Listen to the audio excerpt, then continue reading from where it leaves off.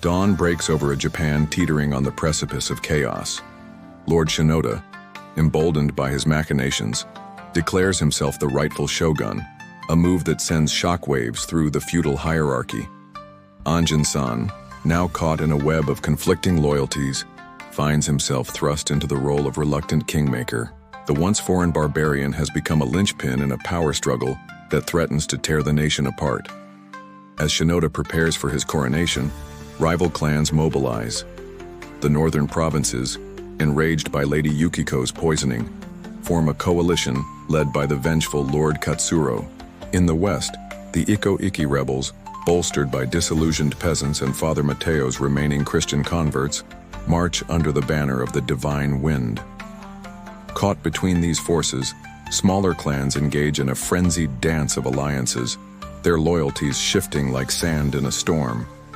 Anjin-san, tasked with fortifying Shinoda's capital against the impending onslaught, clashes with traditionalist samurai.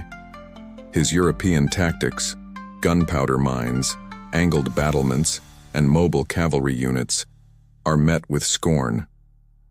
"You turn warriors into cowards," spits General Hideki, Shinoda's most decorated commander. But when scouts report the approaching armies vastly outnumber their forces, even Hideki grudgingly accepts the foreigners' counsel.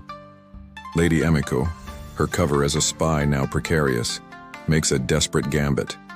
She approaches Princess Hana, revealing partial truths about the plot against Lady Yukiko. Hana, whose sharp mind rivals her beauty, sees an opportunity. "Join me," she whispers, "and we'll forge a new order from this chaos." Their secret alliance, born of necessity and ambition, adds another layer to the intricate game of betrayal and survival. The coronation ceremony becomes a powder keg of tension. As Shinoda dons the ornate robes of the shogun, Anjin-san notices a glint of metal beneath the kimono of a bowing courtier.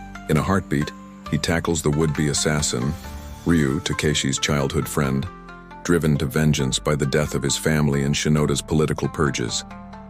The scuffle erupts into open combat within the throne room, samurai drawing blades against former allies as years of simmering resentments boil over. Amidst the melee, Takeshi makes a shocking proclamation. Armed with evidence of his father's crimes, provided in secret by Emiko, he denounces Shinoda and claims the title of shogun for himself. The court fractures, loyalists and opportunists choosing sides as steel clashes against steel. Anjin-san, blood-spattered and grim, finds himself fighting alongside Takeshi, their unlikely brotherhood forged in the crucible of betrayal. As the battle for the palace rages, the horizons darken with the dust of approaching armies. Lord Katsuro's northern coalition descends from the mountains, while the Iko-Iki rebels set fire to the outer districts. Shinoda, his ambitions crumbling, retreats to a hidden chamber where he keeps his most prized possession, a Portuguese matchlock rifle, a weapon that could turn the tide of any battle. In a twist of fate, it's Lady Emiko who confronts the would-be shogun in his sanctuary. Their verbal duel is a dance of half-truths and veiled threats, each maneuvering for advantage. "You were always my finest student," Shinoda muses, leveling the rifle at her heart. But Emiko's years of deception have prepared her for this moment. With a flick of her wrist, she releases a hidden blade, a gift from Anjin-san, and in one fluid motion disarms Shinoda. The episode climaxes with a three-way standoff. Takeshi and his loyalists control the throne room. Shinoda is cornered, but dangerous, and Anjin-san holds the main gate against the encroaching rebel army. As fire and smoke billow from the city below, a messenger arrives with catastrophic news.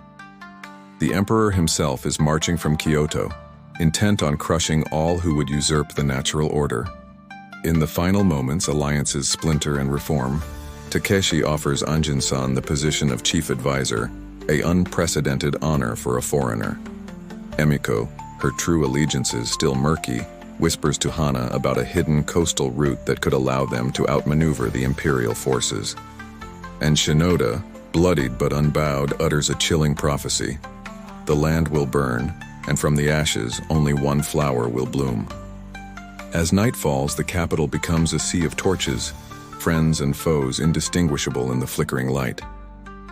Anjin-san stands atop the main gate, his European spyglass trained on the distant imperial banners.